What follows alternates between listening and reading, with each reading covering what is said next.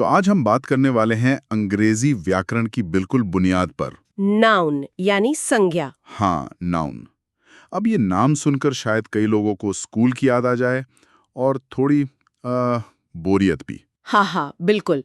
व्याकरण का नाम आते ही ऐसा होता है। लेकिन यहाँ बात सिर्फ परिभाषा रटने की नहीं है। ये असल में इस बात को समझने की कोशिश है कि हम अपनी पूरी दुनिया को शब्दों में कैसे बांधते हैं। सही कहा। ये सिर्फ नियमों की लिस्ट नहीं है, बल्कि दुनिया को समझने का एक तरीका है। किसी भी चीज को नाम देना मतलब उसे एक पहचान देना है, और यहीं से सब कुछ शुरू होता है। ठीक है, तो शुरू करते हैं। परिभाषा को सीधी है, किसी व्यक्ति, स्थान, जानवर, वस्तु या विचार का नाम। जी। पर बात दिलचस्प तब होती है जब हम इसके प्रकारों पर आते हैं। सामग्री में 5 मुख्य प्रकार दिए हैं। पहला है प्रॉपर नाउन, यानी किसी व्यक्ति, स्थान या वस्तु का खास नाम। हाँ, जैसे राम, इंडिया या ताजमहल। और ये हमेशा एक बड़े अक्षर से, कैपिटल लेटर से शुरू होता है। बिल्कुल और ये कॉमन नाउन से एकदम अलग है। सही। कॉमन नाउन मतलब किसी का भी सामान्य नाम, जैसे बॉय, सिटी, स्कूल। तो एक खास है और दूसरा आम, जैसे रजत लिव्स इन इंडिया में रजत और इंडिया दोनों प्रॉपर नाउन्स हैं। अच्छा, तो ये तो हुए व्यक्ति और स्थान। पर समूहों का क्या? यहीं पर आते हैं कलेक्टिव नाउन्स। हाँ, ये बहुत दिलचस्प है।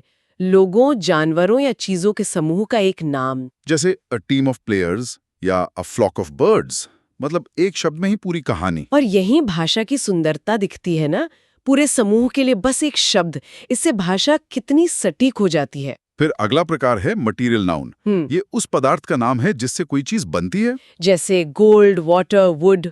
तो अगर मैं कहूं this ring is made of gold, तो इसमें गोल्ड एक मटेरियल नाउन है, क्योंकि वो कच्चा पदार्थ है।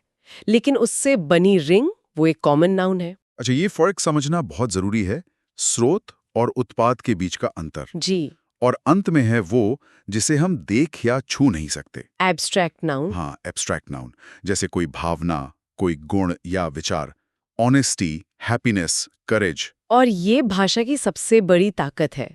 ये हमें उन चीजों को नाम देने की शक्ति देता है जो भौतिक नहीं है, पर हमारे जीवन में सबसे ज्यादा मायने रखती हैं। बिल्कुल।